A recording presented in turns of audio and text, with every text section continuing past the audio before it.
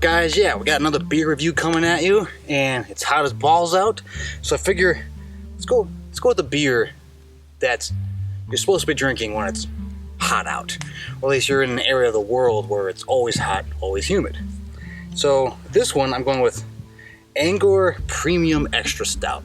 Just came across this, never had it before, and totally psyched to get this Cambodian beer going.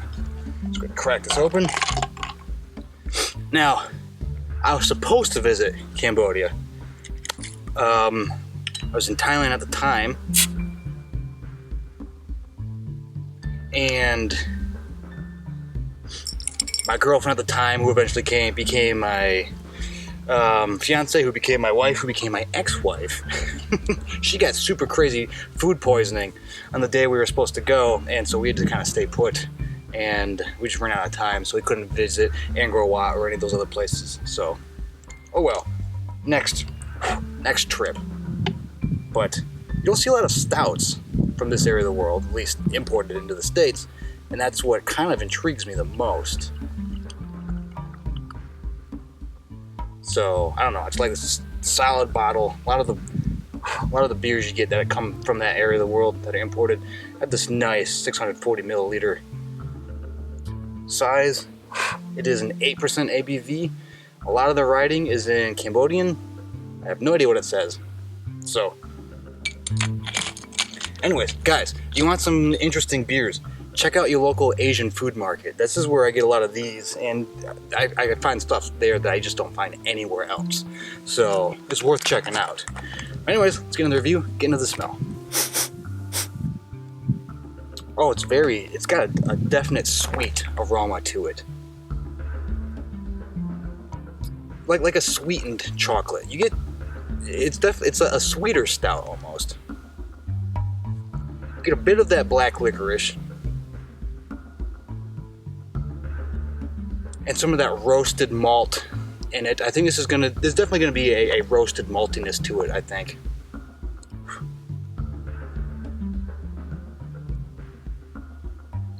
I feel like I'm picking up a little bit of the kind of the dairy aspect. I have no idea.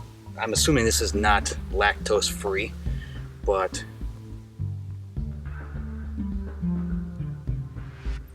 yeah, it smells a little bit more of that roasted kind of roasted coffee malty aspect than you get in a lot of your kind of more traditional, at least traditional like Irish stouts. This smells a little more sweet, a little more roasted aspect to it. But I'm intrigued, so I'm going to recommend it on taste or on aroma.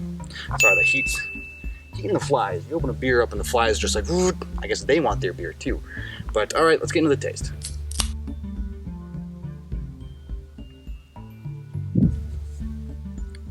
That is pretty dang good.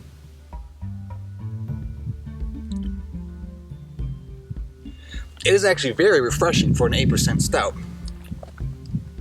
It's not as sweet as I was thinking it would be. There is like a fine sweetness line that you get kind of, I'm trying to think of like tip, middle of your tongue.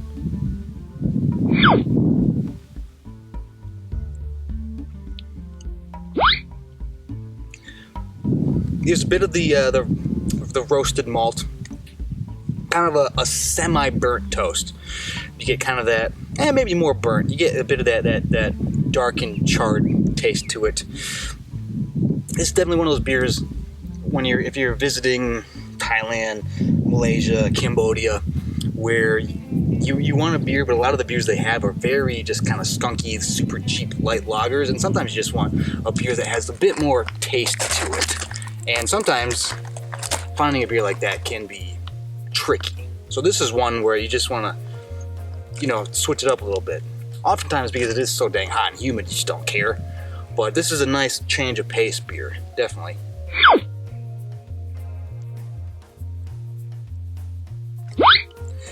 A hint of the kind of the sweetened milk dairy thing. It's not as pronounced as I thought it would be. Most of the flavors aren't as heavy as I thought it would be. But I think that for where it's produced at, for the heat and humidity that you're going to be dealing with, I think that's okay. You want something like that. Anything too heavy, it's just not going to work for that. For how, I mean, you're sweating your ass off. You know, you don't want anything that's super like hardcore, like stout into porter. There's a reason that kind of beer is big in, like, you know, the Northeast United States, or, you know, like the UK or Russia or something like that.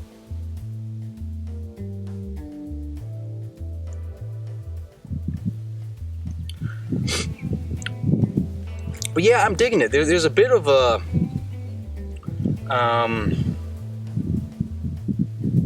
maybe a hint of like barley going on. Let's see if this. Okay, there's a little blurb under the Cambodian language, but it is rich and smooth, a stout that is distinctively Cambodian and recognized by the world's best.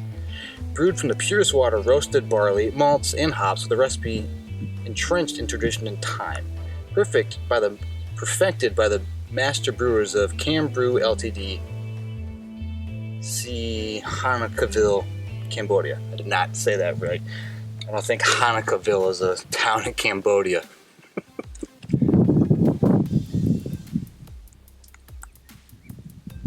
But I think it's pretty refreshing for a stout. You know, you don't usually connect refreshing and stout together, but I think it works pretty well. So, especially if it's warmer out and you want a warmer beer, that, I mean, a stout that you can enjoy when it's warmer out, absolutely give this a try. So I'm gonna recommend it on taste. Next is value for price, and yes, this beer is like $3, and it is 8%. It is 640 milliliters, which is 21.6 fluid ounces. So you're basically getting just about 2 cans worth of beer, and it's 8%. So you're basically getting 4 Bud Lights for $3.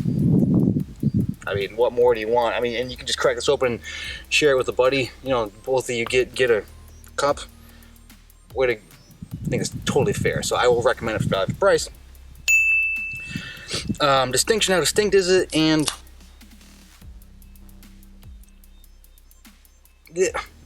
if I was to just drink this, you don't tell me what it's about, I would not have guessed it's Cambodian. I guess I would have liked something regional to kind of give it that almost like that ethnic flair.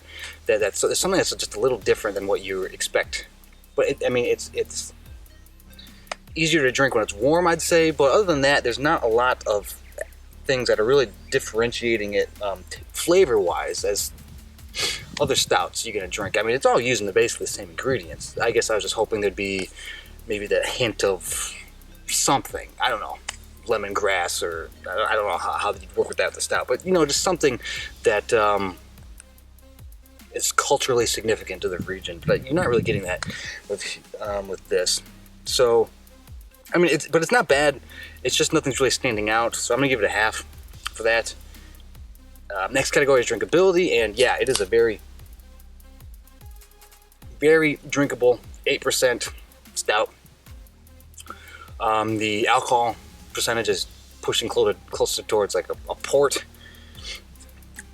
or a porter. I mean, not a port. Definitely not port alcohol levels, but yeah, it's definitely easy to drink, and you can drink it in any temperature. So I'm gonna recommend it for drinkability as well. And last category is would I buy it again? And I think I would. You know, it's not my favorite stout in the world. There's other stouts I'd rather have. Stout is one of those beers where I almost prefer it to be nitrogen infused. I just think the creaminess works phenomenal for the stout style. But I think there'd be times where I'd pick this up. You know, if I was at the Asian market and just kind of getting some stuff I'm going to make for dinner, or you're at an Asian restaurant and you want to try something that's not a lager.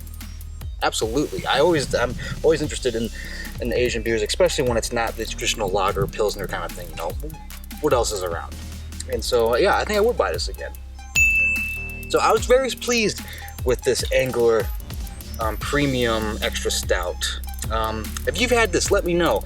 And if you've had it both in Cambodia and in the States, is it taste different? I know there's certain beers that I've had that it tastes differently in the region, especially.